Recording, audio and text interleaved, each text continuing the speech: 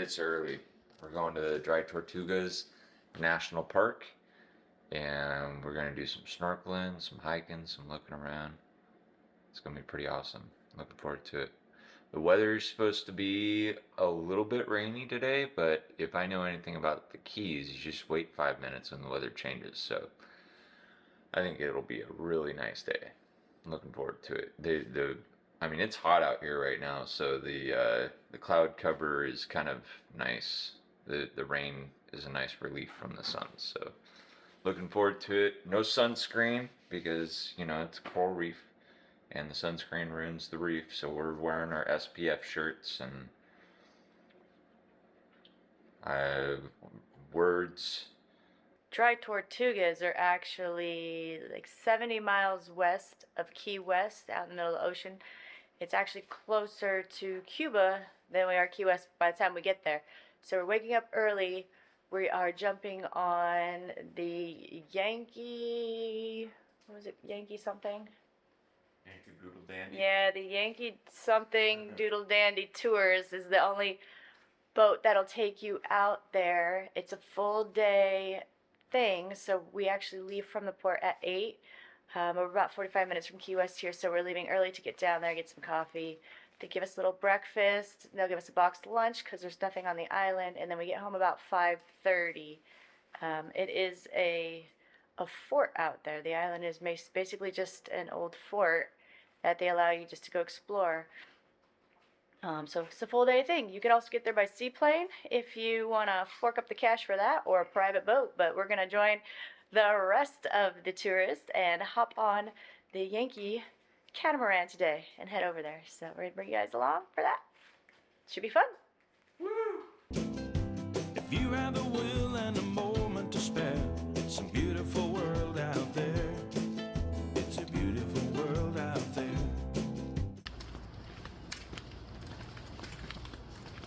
So the sun still hasn't come up. We're going to grab some coffee, and then we're going to go check in about 10-15 minutes to our ferry.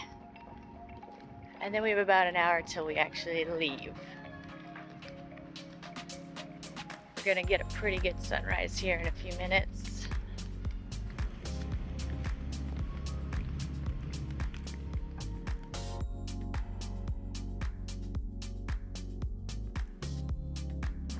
It's 7 now. We can check in and we board in 30 minutes. Alright. So let's just short walk over there.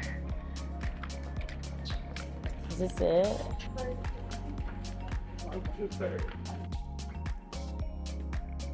Oh, Yankee Freedom's inside. Oh, it's cold in here. We did our check-in. It was nice and easy. Took us 2 minutes, and now we're gonna sit and have coffee for 30 before we board. And we see our boat right out here.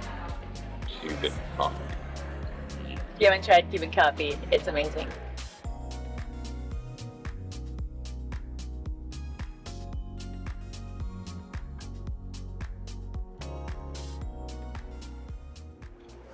There you go.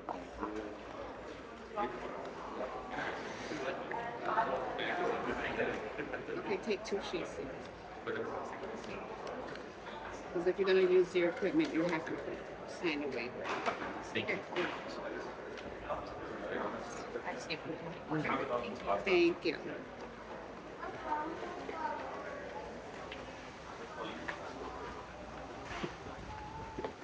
Sounds fun. Yay! Still very warm outside though. Yes. It's nice after being in a cold air condition. Yeah. All right, so we got a couple waiver forms because we brought our own masks and snorkels, but we're gonna borrow some fins. And so they make you sign this so they get their stuff back.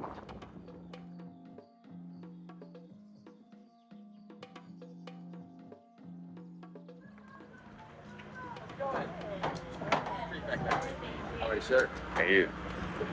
Good morning. Good morning.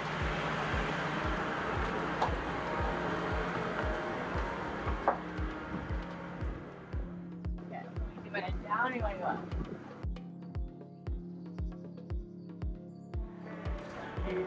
Ah, yes, the adults cabin. Yes.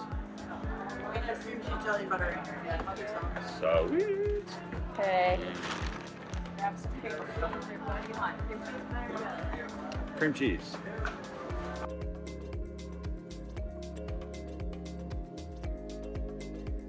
Alright, Do you want to be my parent or guardian?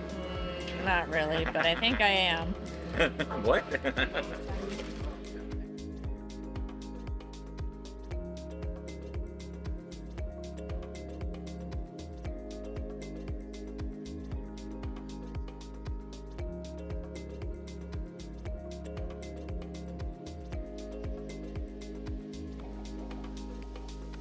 Records port there.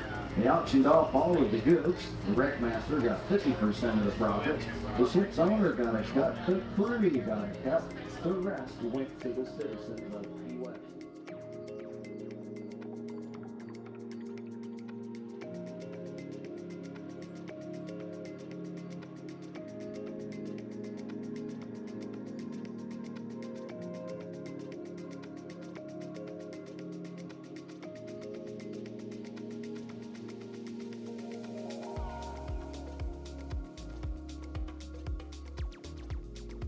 We made it. We're here. It's storming out there. It's raining. We did not prepare for rain. But it's the Keys. It's warm. It's all good. We'll be fine.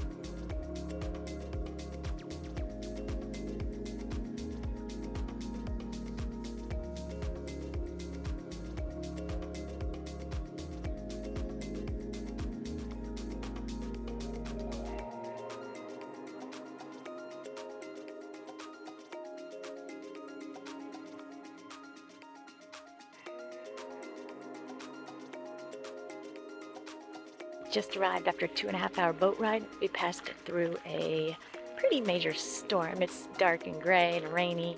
The rain just cleared up, so hopefully it stays clear and it becomes more clear throughout the day so we can do some snorkeling. We're going to do the quick 20-minute tour to get a little information about what's going on here, and then we're going to go off and do our own exploring.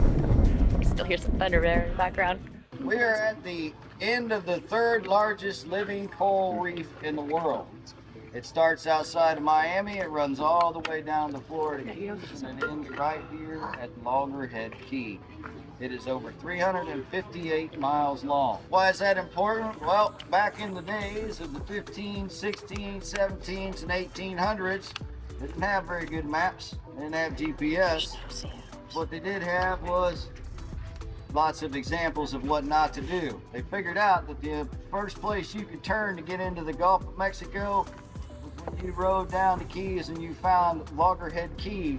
That was the last key you needed to see before you could make that left into the Gulf of Mexico. Right outside of here is something else called the Gulf Stream. It starts in Mexico, comes over here, runs up the Florida Keys, up the coast of Florida, up to North Carolina, then it cuts over to Europe. It's a continuous loop current, so it comes down the coast of Africa and it comes right back. 1513, Ponce de Leon, he sails down the coast of Florida, comes down the Keys, he maps them all out, he names every one that he steps on, mapping up the west coast of Florida, and he completely missed out here.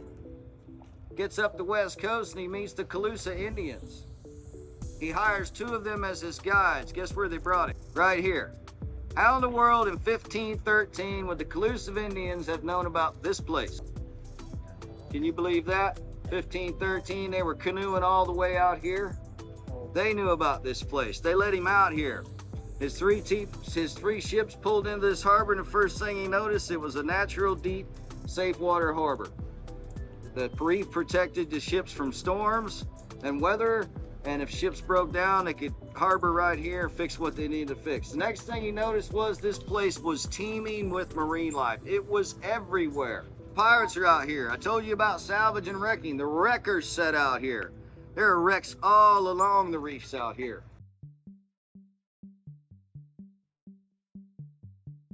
Between 1846 and 1875, Fort Jefferson was constructed to protect this valuable harbor in the Gulf of Mexico.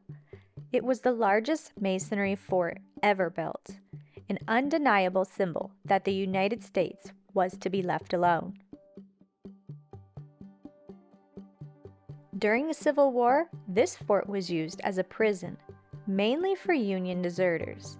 Its most famous prisoner was Dr. Samuel Mudd, the physician who helped set the broken leg of John Wilkes Booth shortly after assassinating President Abraham Lincoln. So they decided they would build this thing, and we're gonna make it so massive that any ship that sails past here, which all of them will, is gonna see this fort rising up out of the ocean, all these gun ports on it, and they're gonna say, oh crap, do not mess with the United States of America, and they're gonna go back and tell their home countries that very same thing. Over 16 million bricks. They were gonna man it with 2,000 men. Why is it so big? Well, one, they want to scare the crap out of everybody, and two, they were going to keep 2,000 men in here, and they were going to have to be able to not be resupplied for up to 1 year. So we're actually really lucky today. Today is October 1st, and from May to September, Bushy Key is actually closed to the public. But today it's open. It's this little key out here in the ocean. So we're going to go over there a little bit later.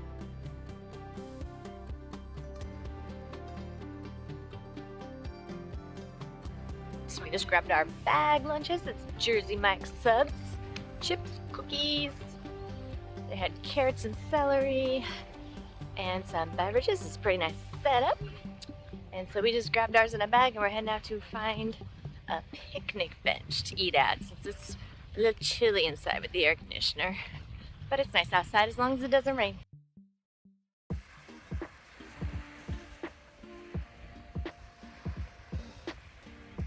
This appears to be one of the snorkeling beaches, so I think we're gonna have lunch over here. There's a little bit of sprinkles. Not bad.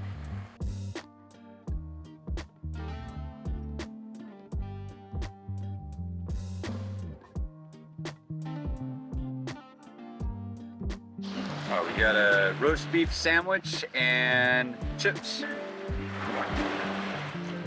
First guy's tea. And a beautiful view.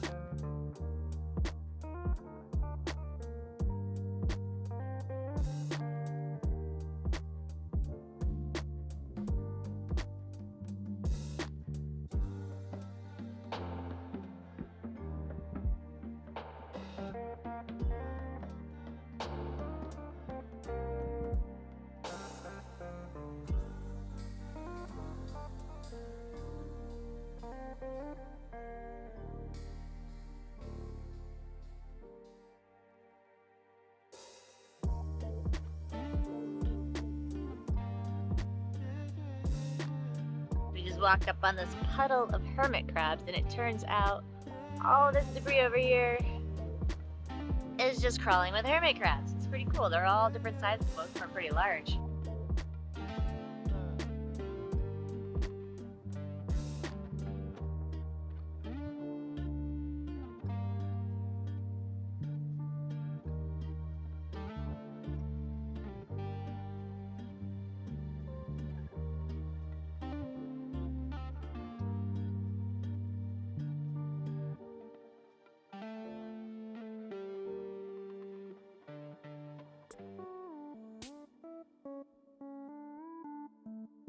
We're standing on top of the Fort Jefferson here and Garden Key, as you can see. Why they probably call it Garden Key, there's lots of vegetation here. Although it's also called Dry Tortugas because there's no fresh water. And just today opened up, we're allowed to go over to Bush Key. We walked over there earlier. There's a little bit of a gap in the land, so we didn't quite go all the way to the end, but there's a few little bushes down there with some birds, which is why it's not open up year round. From May to September, there's 2 different types of birds down there that nest on the ground, so they don't want tourists over there stomping on them. But yeah, it's kind of cool. You can see the reef wraps kind of a half moon all the way around where we're standing right now.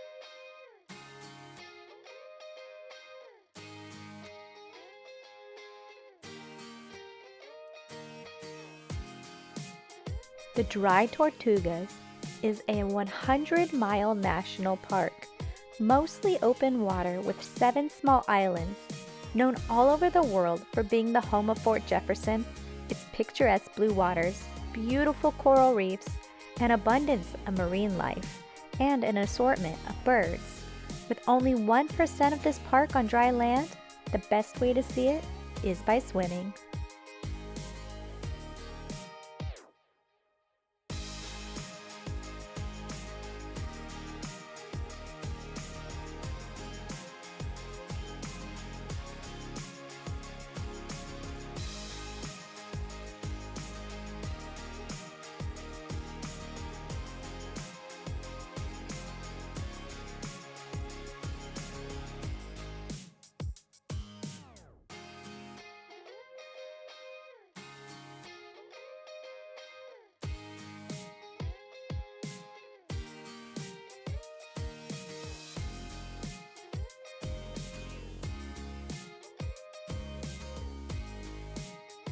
There's actually quite a bit to explore on this small island that the day trip seemed a little short on time. To gain more time in the park, it's best to take a seaplane or private boat since you arrive with additional exploring time. Or, the park also offers a limited number of overnight campers, but everything must be packed in and packed out.